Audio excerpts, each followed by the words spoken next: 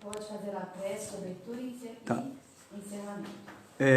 Boa noite para todos. Nós hoje vamos fazer o estudo via online aqui, porque não está sendo possível fazer o presencial. E então, vamos começar. Espero que esteja dando certo para todo mundo, para ver e ouvir. E vamos lá, vamos começar com a prece inicial hoje. Mestre Jesus, irmão, te rogamos nesse momento assistência para o estudo de hoje, a sintonia, a intuição, para que o que vamos hoje aprender, de alguma forma, possa nos servir na prática do dia a dia em nossa vida.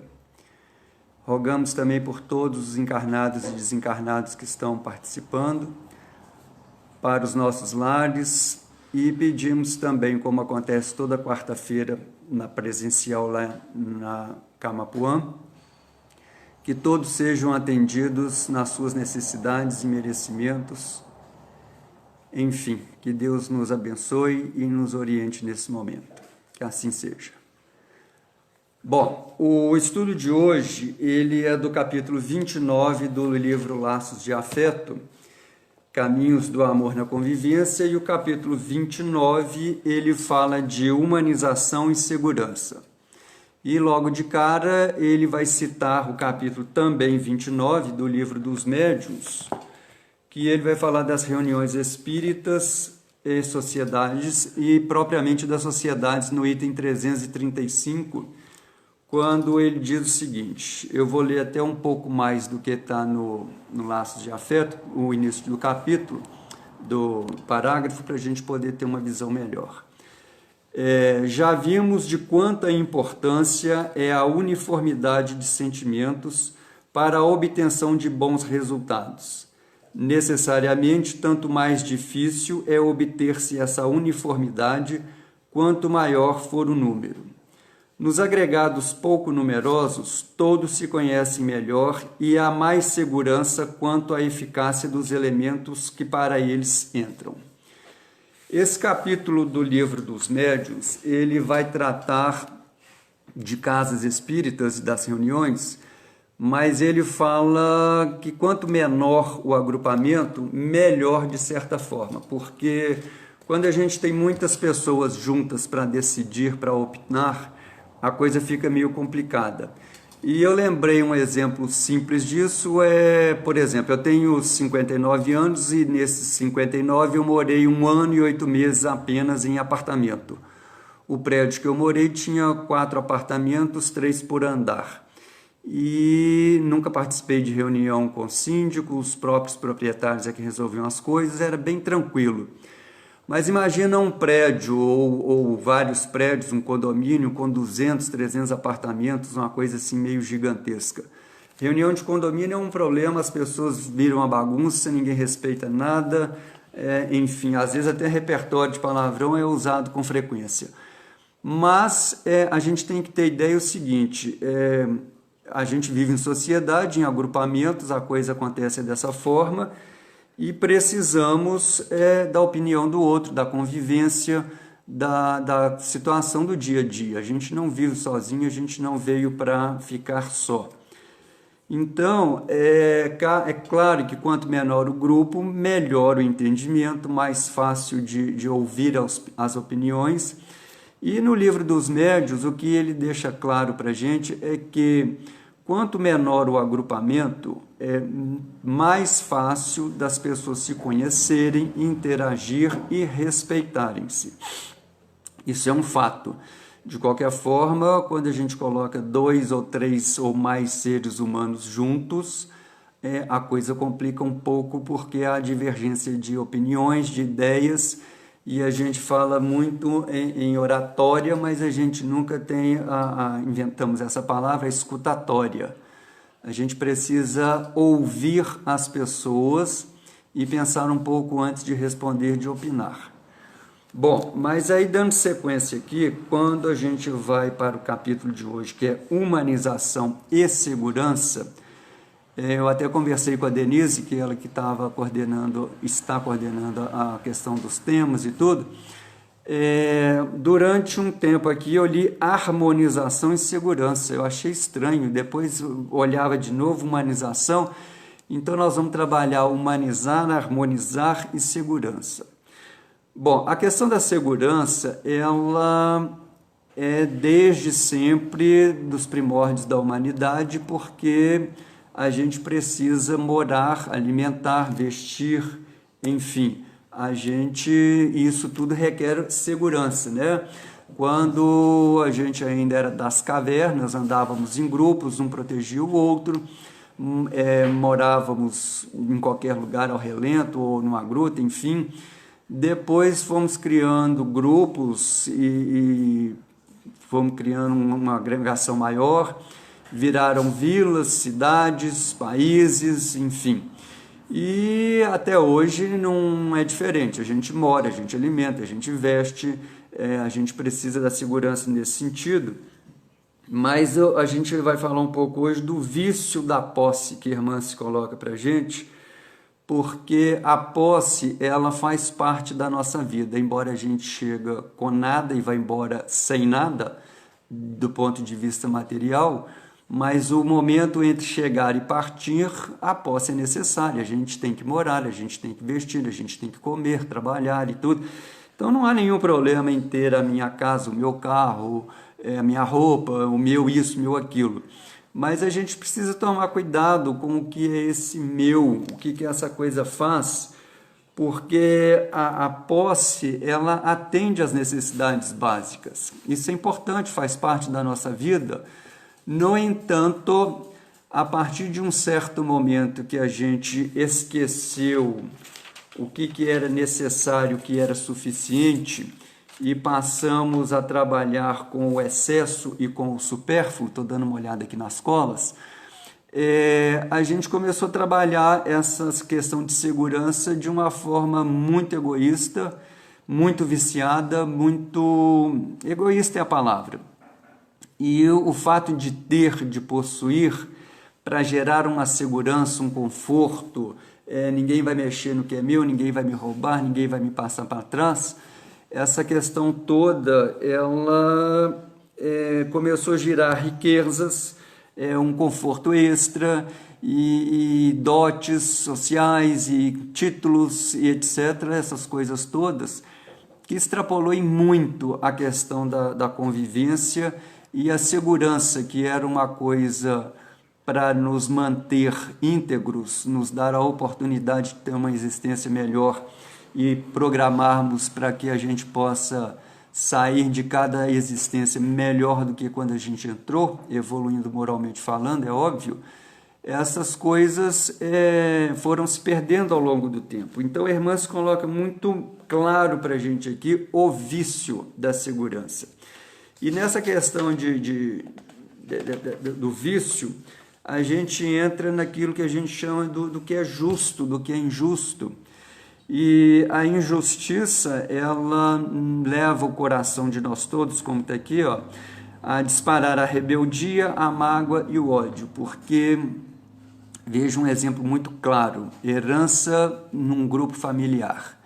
Até então, quando tudo era muito tranquilo, ninguém preocupava com nada, entrou uma divisão e aí vem pode, não pode, quer, é meu, não vai, enfim...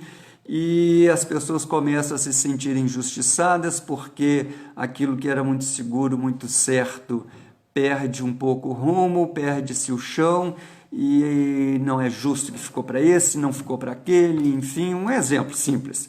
Mas quando o ser, nós por acaso, nos sentimos injustiçados, né? O que gera? Desarmonia. E essa desarmonia, ela está muito ligada com como está aqui grifado, a capacidade de destruição do ser humano através do egoísmo, do orgulho, da vaidade e da ambição.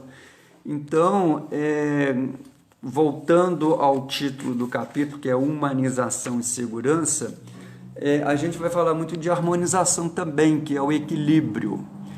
Como é que eu vou viver a minha vida independente do que ela me foi dada, pelo merecimento e a necessidade, óbvio, porque cada nova encarnação ela é toda programada para atender às nossas necessidades e merecimento, para que a gente possa ter uma nova oportunidade de fazer melhor.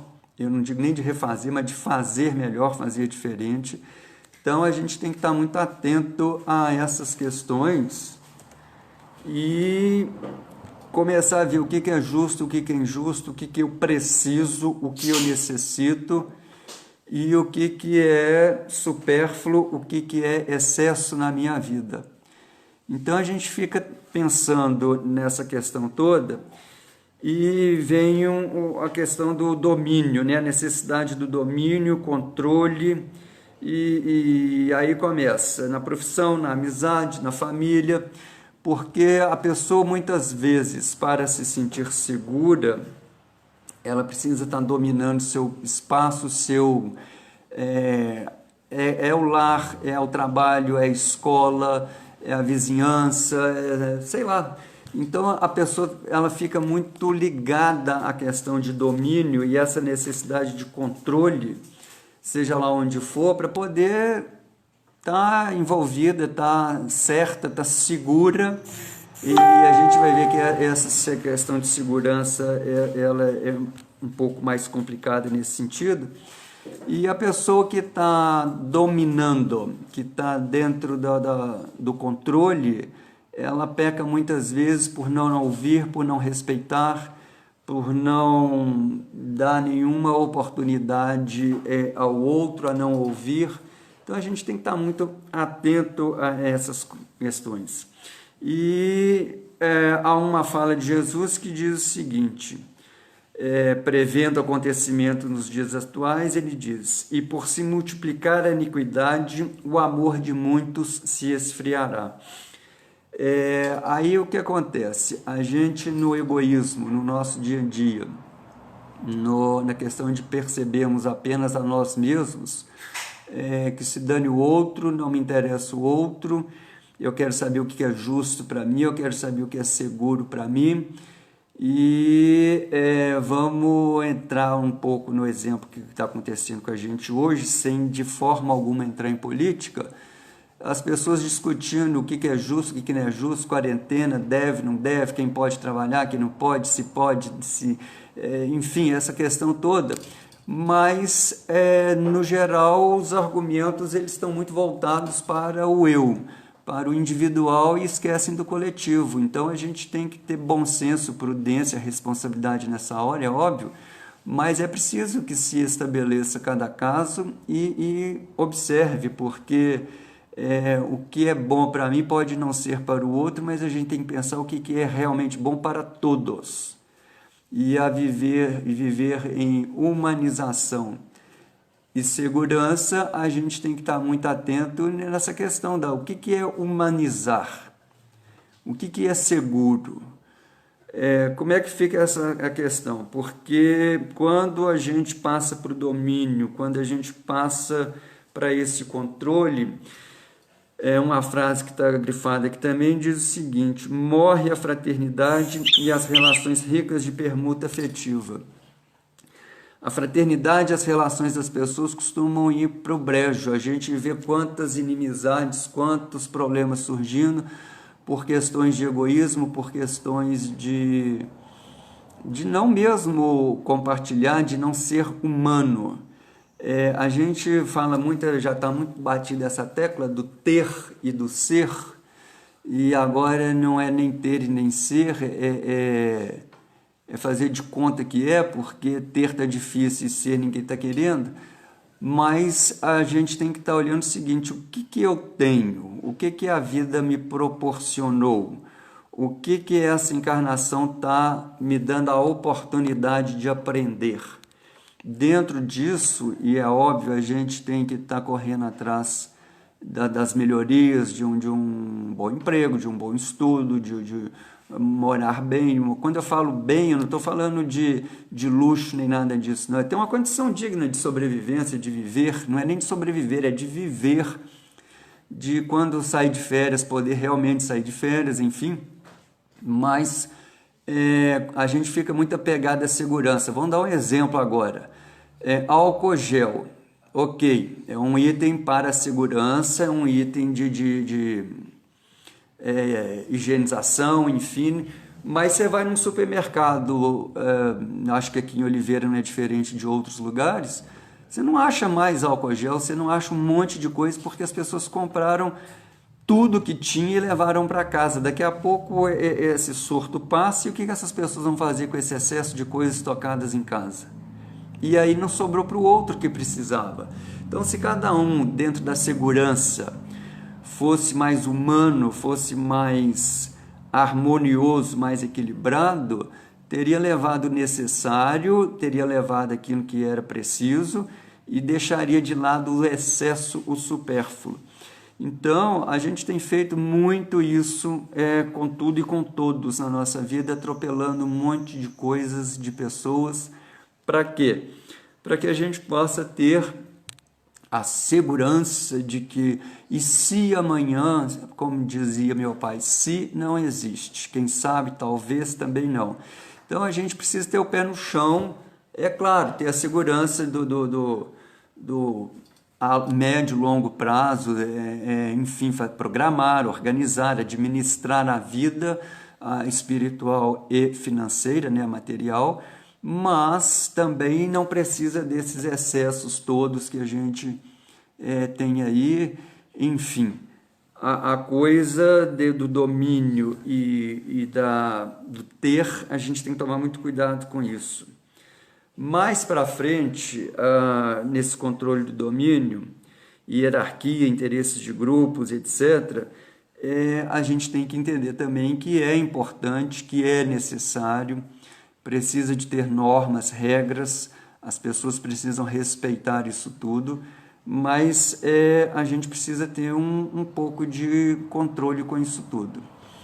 E aí, para quê? Para a gente resgatar a simplicidade de viver. Então, vamos falar um pouco. Quando o Livro dos Médiuns, na citação logo do capítulo aqui, fala de instituições, casas espíritas, a gente pode falar, por exemplo, da instituição família. Eu vou citar, por exemplo, no meu caso, tanto a minha avó, meus avós, né? Os 4 já não estão encarnados, mas se estivesse vivo, a mais nova, a minha avó paterna, teria 104 anos.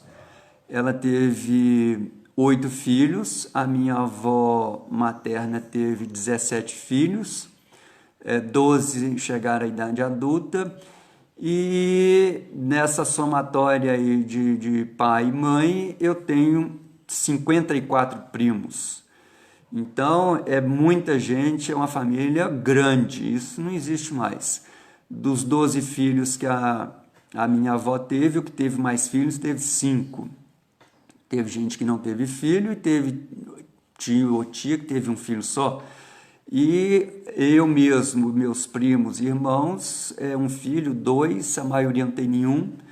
Então, onde que eu estou querendo chegar com essa história? A sociedade, né, a congregação, no título família, a gente tem que começar a olhar essa questão de humanização e segurança, porque eu entendo, e a gente aprende isso muito, que a família é o alicerce de qualquer sociedade, é a base de tudo. Se a gente não tem dentro da família o hábito de ouvir, de trocar ideia, de respeitar um ao outro, se a gente não está humanizando essa convivência, se a gente não faz do lar um porto seguro, como é que vai ser o resto? Eu não estou querendo dizer com isso que a minha família é perfeita e nem que as coisas funcionam maravilhosamente bem. Não é assim que é a realidade. A gente tem problema, todo mundo tem. Quanto mais próximo é o próximo, a gente tem que ficar muito alerta nessa questão da convivência, da humanização. Semana passada, se não me engano, foi o Gustavo falou sobre isso, da questão do amar ao próximo e a si mesmo, e aí por tabela a gente ama a Deus. Não é uma coisa, ame a você, depois ama o próximo e venha amar a Deus. É tudo junto e misturado. A gente precisa Irmã, você vai falar disso um pouco mais aqui na frente, a vivência do afeto, é a questão do amar. Então, se eu quero me humanizar e eu quero estar seguro, eu preciso aprender a amar, eu preciso harmonizar e me equilibrar com tudo e com todos. Então, a gente precisa aprender isso muito claramente na família, não tem outro lugar melhor para a gente aprender e colocar em prática essas questões. Então, vamos mais para frente aqui. Quando ela fala do resgate do espírito à simplicidade, esse resgate não é ser simplório, é ser simples mesmo. É muito diferente. É a gente aprender a viver melhor, mais tranquilo, mais harmonizado, mais tranquilo com a gente mesmo e saber escolher o que são as nossas necessidades, o que são as prioridades na nossa vida e começar a ter mais afeto nisso tudo, nas escolhas, na convivência. E aí, se a gente começa a harmonizar a nossa vida, se a gente começa a respeitar o outro como ele é, porque a gente também quer ser respeitado como a gente é, se a gente quer essa segurança ela só pode acontecer na vivência do afeto, não tem outra possibilidade. Não tem como a gente não ser diferente nesse sentido. E aí, o que isso vai proporcionar? Independente da pessoa ser insegura, solitária, se ela está solitária no sentido de sozinha mesmo, de estar, enfim, em vários sentidos aí, se ela começa a ter uma experiência social, se ela começa a harmonizar-se, se ela começa a interessar-se pelo próximo, se ela começa a ter um pouco mais de atenção com quem está ao lado, com quem está acompanhando a jornada, a vida de cada um, se a gente está preocupado. Vamos pegar aí quem mora em prédio, para dar um exemplo mais simples, e prédios maiores. O que você sabe do seu vizinho ao lado? Como é que ele está vivendo nessa quarentena? Ele está em casa, ele saiu, ele está com alguém, ele está sozinho? E aí? Alguém te procurou? Alguém te deu notícia? Alguém está preocupado com você? Você tem esse mesmo tipo de comportamento com o outro? Como é que está a sua questão nesse sentido? Aí a gente volta lá no livro dos médiuns, né? A questão da hierarquia, das agregações, das comunidades. Por mais que a gente possa ter independência, e temos, a gente sempre é dependente de muita gente, sempre. Tudo que nos chega, por exemplo, num supermercado, não apareceu lá brotando numa prateleira. Alguém produziu, alguém transportou, alguém cuidou, alguém fez chegar até lá. Se você precisar de um hospital, vai ter um batalhão de gente trabalhando lá em situações variadas, de tudo um pouco, para que a gente possa ser bem recebido e resolva o problema de cada um. E assim vai em tudo. Você vai num posto de gasolina, tem lá um atendente, tem alguém que levou aquela gasolina, tem alguém que construiu o posto, etc, etc. Então é impossível a gente falar que não depende de ninguém. A gente depende sim. E é bom que a gente comece a olhar o outro com esse olhar humanizado e essa questão da segurança, de lembrar que como eu dependo de um batalhão de gente para viver e sobreviver, alguém provavelmente também deve depender do meu trabalho, da minha presença, da minha fala, enfim.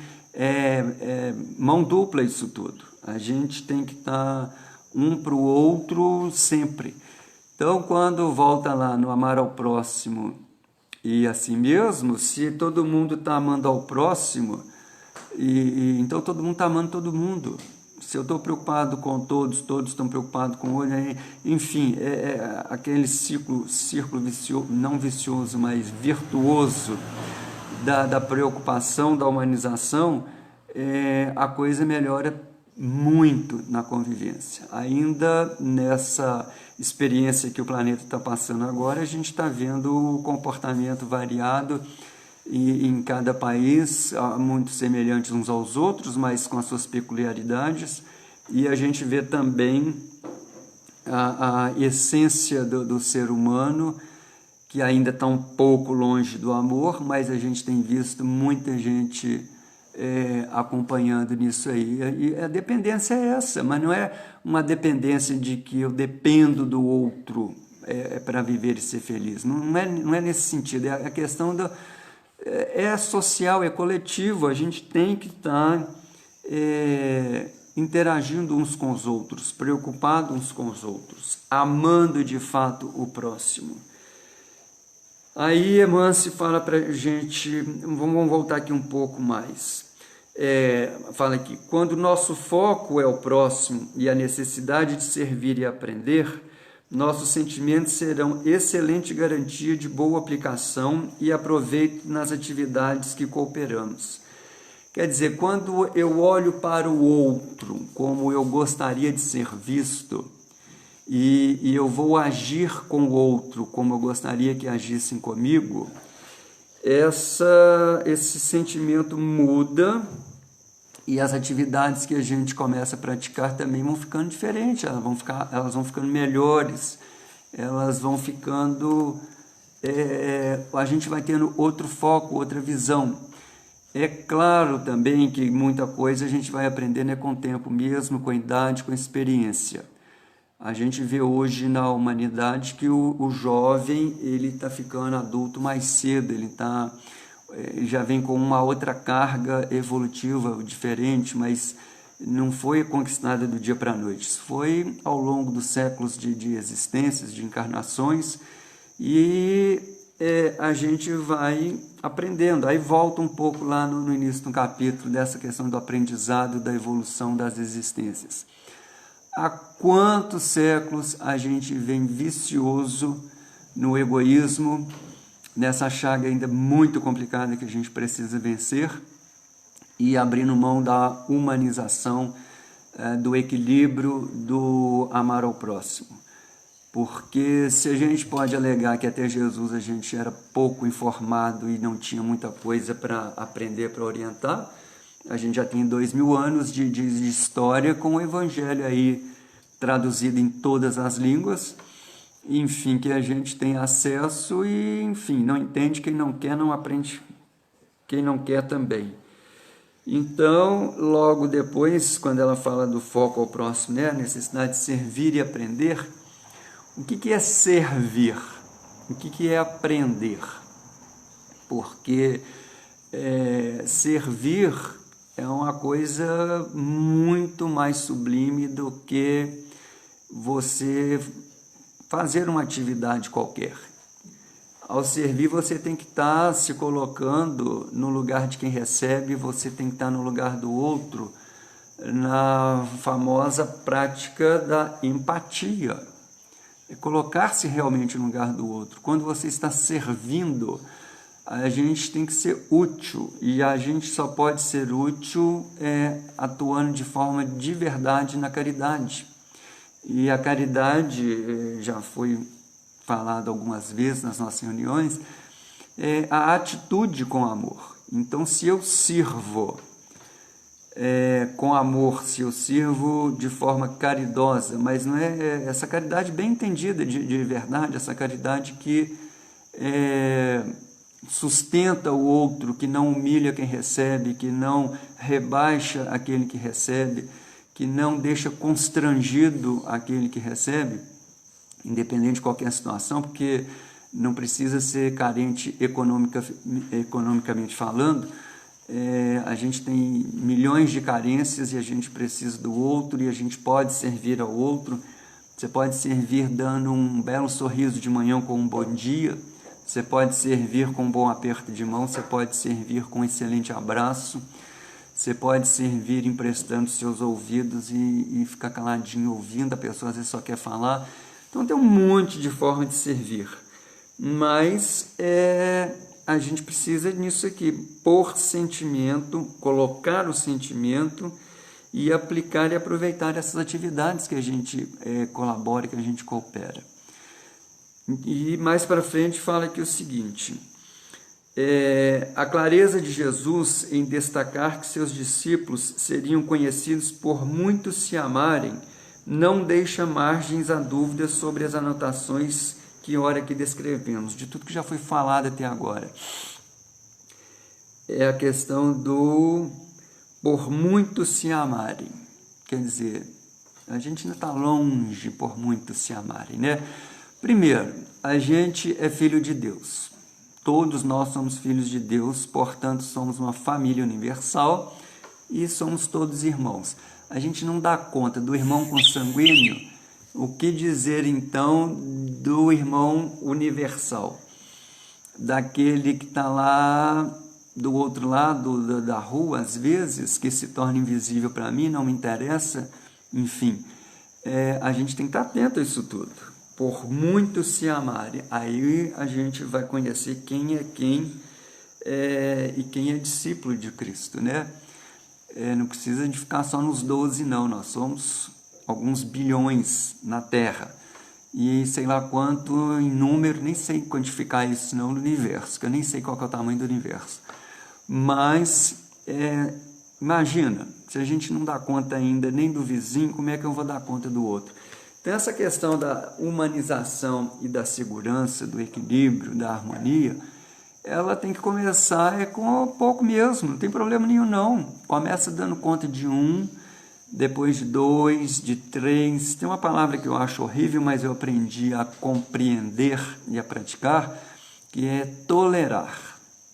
A gente precisa aprender a tolerar, respeito é fundamental. Então, se eu começo a me humanizar, olhando o outro com olhos de ver, de sentir, de tolerar, aí eu começo a coisa vai relaxando, a gente vai ficando mais flexível, a gente vai ficando mais amoroso e aí as coisas vão melhorando. E se você dá conta de um, você pensa, por que não 2, 3, 4? E também a gente pode ser esse um que o outro não está dando conta, esse um que ninguém quer ver, esse um que ninguém quer chamar, porque a gente sempre acha que é o outro que é o problema, o outro que é o chato, o outro que enfim. Então, a gente tem que começar a entender isso tudo. E mais para frente, irmã, você vai falar o seguinte: sem caridade não teremos jamais educação, e sem educarmos-nos, fugimos do objetivo primacial do Espiritismo e iludimos-nos com o velho instinto de posse no acúmulo de vitórias transitórias. Ou seja, sem caridade a gente não educa, e sem educação a gente não aprende, a gente não cresce, não evolui.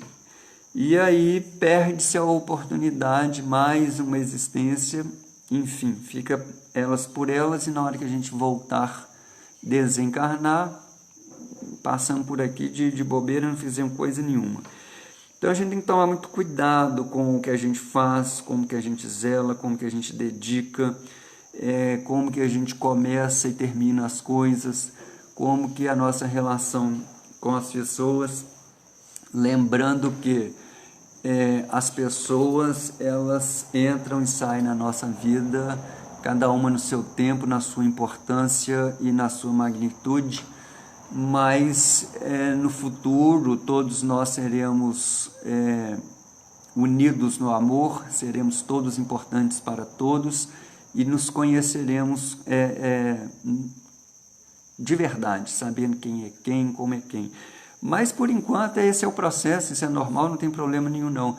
Mas humanizar é muito, muito importante. Então a gente tem que tomar muito cuidado, porque num parágrafo grande aqui, irmã se fala o seguinte, que a gente, e vai bem específico para o espírita, tem muito espírita chegando do outro lado, e eu já aprendi também que a gente nunca sabe onde que é esse outro lado, né? Retorno à vida espiritual, aqui também é vida espiritual, encarnado, mas então, bom, quando a gente desencarna, para a gente vai para algum lugar. E muita gente tem chegado do outro lugar com a soberba, com a arrogância, achando que era tudo, era o dono do pedaço, fazia, acontecia, e na verdade, o que a pessoa fez para ela mesma? E por acaso não estamos falando de nós, viu, gente? Então, o que eu tenho feito dentro dessa minha existência, dessa minha atual condição, para me humanizar, para estar seguro? E essa questão da segurança, a gente já falou ali, é a questão do saber amar, do saber trabalhar com afetividade, com amorosidade. A gente precisa entender que muita gente chegando do lado de lá está quebrando a cara e está tendo crises e crises de arrependimento, de pânico, porque acabou perdendo uma oportunidade numa existência que cada vez mais está difícil voltar na carne, por N motivos, eu não vou entrar nesse aspecto aqui agora, mas a gente tinha que aproveitar cada nova existência com mais pé no chão, com mais razão, com um sentimento bem sentido, bem entendido, porque é muita gente que está do outro lado e aí descobre que, se eu tivesse feito, por que eu não fiz? Me dá outra oportunidade e tal, e a coisa não funciona simples assim. E a resposta mais comum é por que eu não fiz? É porque não quis, só por isso. Dentro das prioridades, dentro do que conhecia, dentro do que sabia, dentro de uma série de fatores, a resposta é sempre essa: não fez porque não quis. A sua opção era A, B, C ou D, não interessa, e a gente opta por qualquer coisa, mas sempre porque a gente quis. Não é porque ninguém obrigou, não. É óbvio que as pessoas podem influenciar, podem nos ajudar a decidir, às vezes devem, mas a resposta final é sempre a minha, sempre a sua. Cada um que sabe da sua vida. E nesse ponto, as pessoas justificando um monte de medidas, ações, decisões, escolhas, etc., vão alegar porque era mais seguro, é porque era preciso, era para o bem do grupo, era para não sei o que. Mentira. Na maioria das vezes é porque eu queria, aquilo me envaidecia, me projetava, eu ficava em evidência, eu era da hora, enfim, e é vaidade pura, é egoísmo. Então, é claro que tem um monte de gente fazendo coisas boas no coletivo individual, mas a maioria de nós está querendo holofote mesmo. Então, vamos ficar atentos a essa questão da humanização da nossa seara, que isso é a meta de todo mundo, é sempre sair melhor de cada existência do que quando chega, porque, na verdade, o que a gente leva dessas posses do ter para ter segurança na vida? Nada. A gente vai levar o que a gente conquistou na questão moral, na questão espiritual, e volto no que foi dito no início, né? Não tem nenhum problema em ter, a gente tem que ter mesmo, tem que ter um lugar para morar, tem que ter um jeito de se locomover, algo para comer, para vestir, faz parte do viver. Mas cuidado com o supérfluo, o que não é necessário, enfim, aquilo que está saindo do controle. E aí, mais para frente, irmãs falam uma coisa muito interessante, da questão o que é segurança de fato que a gente pode ter na vida para a gente viver em paz, viver tranquilo, viver de forma que a gente possa chegar no final da noite, botar a cabeça no travesseiro e, apesar de todos os problemas, apesar de qualquer coisa e de qualquer pessoa, a gente consegue dormir. Ela fala assim: segurança, portanto, é sinônimo de acúmulo de bens interiores. Então, quando a gente deve ter muito cuidado para não acumular tranqueiras dentro de casa, por aí vai. Deixa eu abrir um parênteses aqui agora, né? Acredito que muita gente deve estar de quarentena e dentro de casa. No meu caso, eu trabalho dia sim, dia não, estou revezando com meu irmão, a gente não parou a nossa atividade, enfim, também não vou entrar nesse mérito, mas o que eu quero dizer é que, com o tempo livre dentro de casa, eu aproveitei para dar uma faxina grande, e foi muita coisa, literalmente para o lixo. Estava precisando fazer essa faxina já há algum tempo. E coisas para doar. Praticamente não tinha nada, porque já há alguns anos que eu coloquei dentro de casa o necessário. É óbvio que eu não uso tudo todo dia, mas tem muita coisa lá que...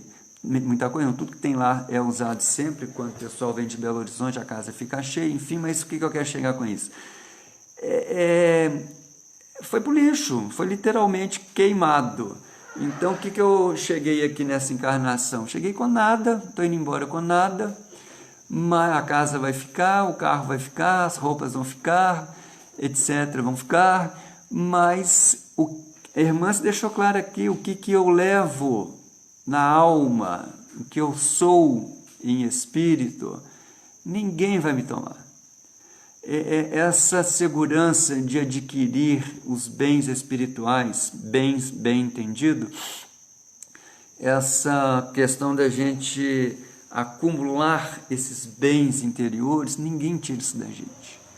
Então é isso que vai garantir a nosso bem-estar, a nossa questão de viver melhor, a nossa questão de estar bem uns com os outros. Não sei se está dando para dar o recado todo aqui, mas lembro o seguinte, de alguma forma, no meu caso, por exemplo, eu moro sozinho, mas lá na empresa nós somos 70 funcionários.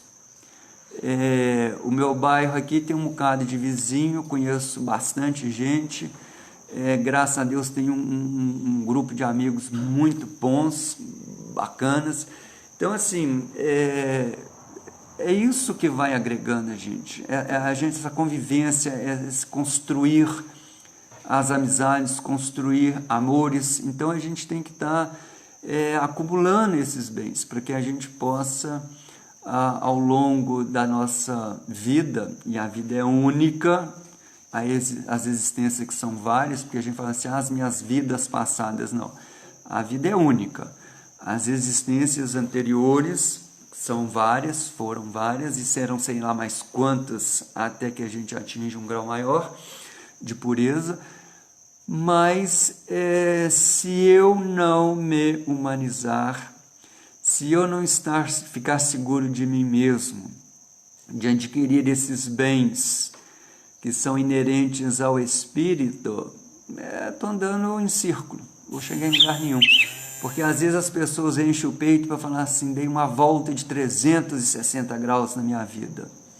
Isso quer dizer que ela andou e chegou no mesmo lugar que ela saiu. Isso é bom ou é ruim? Depende. Porque se nessa caminhada toda, nessa volta toda, ela voltou muito melhor do que era nesses bens interiores, foi excelente. Mas se ela andou e voltou para o mesmo lugar do mesmo jeito, não entendeu nada. Então, vamos falar que a existência é um giro de 180 graus, né? A gente começa e termina do mesmo jeito. Vem espírito e volta espírito, e o material fica para trás. Mas se nessa caminhada, nesse meu giro, eu fui capaz de sair melhor, de aprender, de me humanizar, de evoluir, valeu a pena. É isso que a gente espera de cada um. E para a gente... caminhando aqui para os finalmente, Irmãs fala o seguinte, ela cita a pergunta 922 de O Livro dos Espíritos, que diz o seguinte, diz e pergunta: a felicidade terrestre é relativa à posição de cada um. Ok, isso é um fato.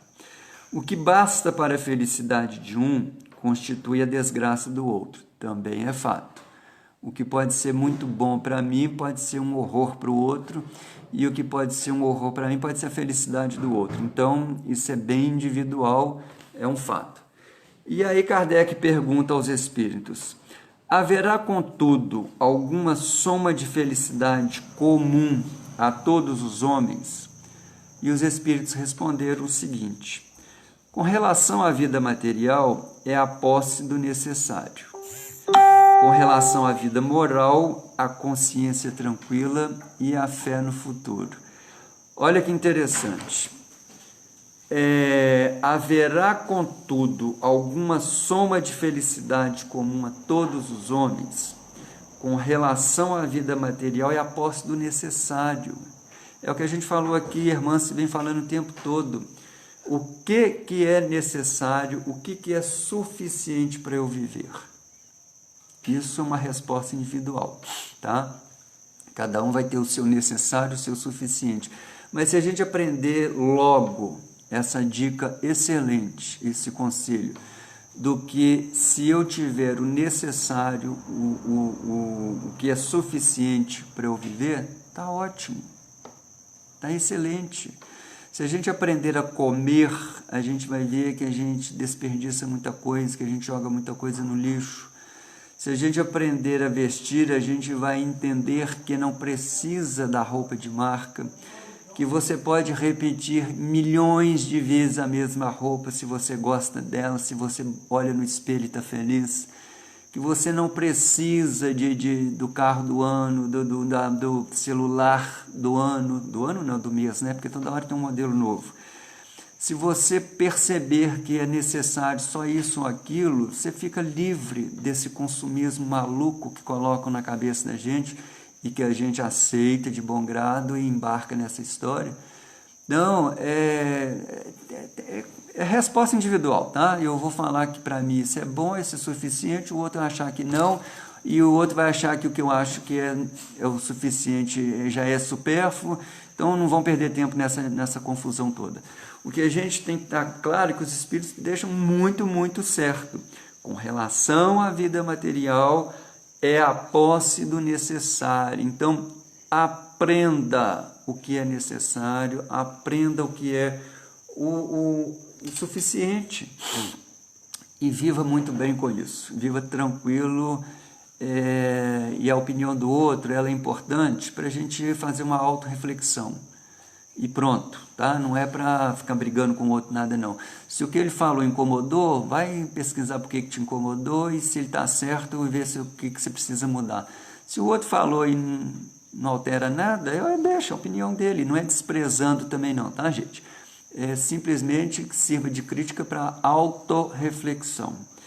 E aí depois fala, com relação à vida moral, a consciência tranquila e a fé no futuro. O que é consciência tranquila? Eu entendo assim, eu fiz o que eu dava conta, da melhor maneira que eu sei e ponto final. É isso que vai ser cobrado da gente lá do outro lado, que eu não sei de onde que é esse outro lado.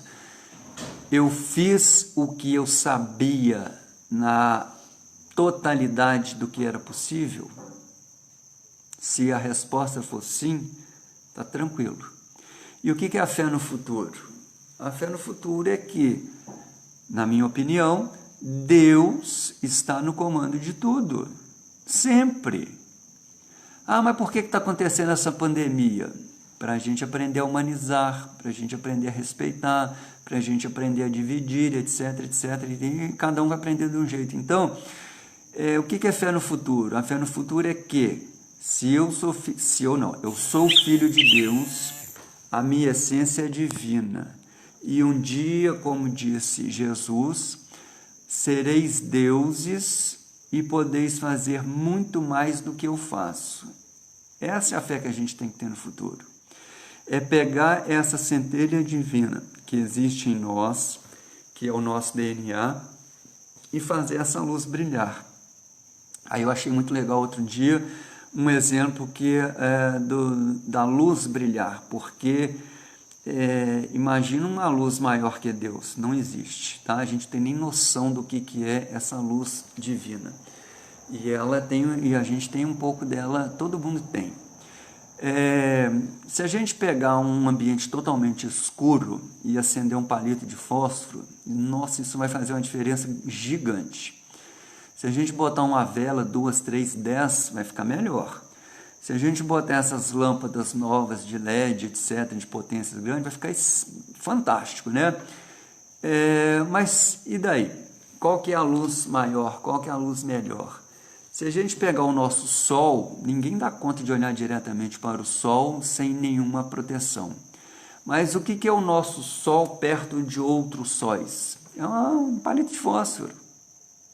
Entendeu? Então, o que é essa fé no futuro? É saber que a luz que existe em mim, a luz que sou, ela brilha e ela vai brilhar muito mais.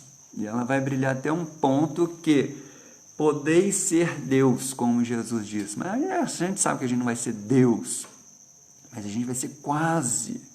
E isso já é um alento gigante para que a gente invista em nós mesmos. E a gente só vai conseguir investir em nós e ser melhor se a gente conseguir nos humanizar e tratar o outro como a gente gostaria de ser tratado. Amar ao próximo como a nós mesmos, voltando à fala do Gustavo semana passada. Junto e misturado. Isso tem que ser simultâneo. Tem que ser ao mesmo tempo, tem que ser paralelo, no sentido de caminhar juntos. E o paralelo é interessante, eu falo que estou acabando, mas não acabo nunca, é que o paralelo são linhas que não vão estar sempre juntas, um ao lado do outro, um caminhar, mas não vão encontrar nunca. Então, o que isso quer dizer? A vivência ela é individual, o aprendizado é individual, o modo de ver, de entender é único. E a gente vai chegar num patamar lá no futuro que vai estar tudo certo e a gente vai estar numa reunião gigante com milhares de pessoas falando a mesma língua, né? Aí volta lá na carta de Paulo, né? Se não houver amor, eu nada serei. É isso aí, gente. Eu espero ter contribuído de alguma forma. É a minha primeira experiência com tecnologia assim online. Eu acho muito melhor falar ao vivo lá na Irmãs, mas enfim. Se deu para ajudar, se deu para... enfim, é esse aí o recado de hoje e o amor é o nosso futuro, ok? Um abração a todos, vamos para a prece de encerramento, enfim, fica lá. Agradecemos a Deus, a espiritualidade amiga, a Irmãs do Fô pela oportunidade de estarmos aqui todos reunidos, compartilhando deste momento e que Deus nos dê a possibilidade de muitos e muitos encontros cada vez mais harmônicos. Um grande abraço a todos, até a próxima, se Deus quiser. Tchau.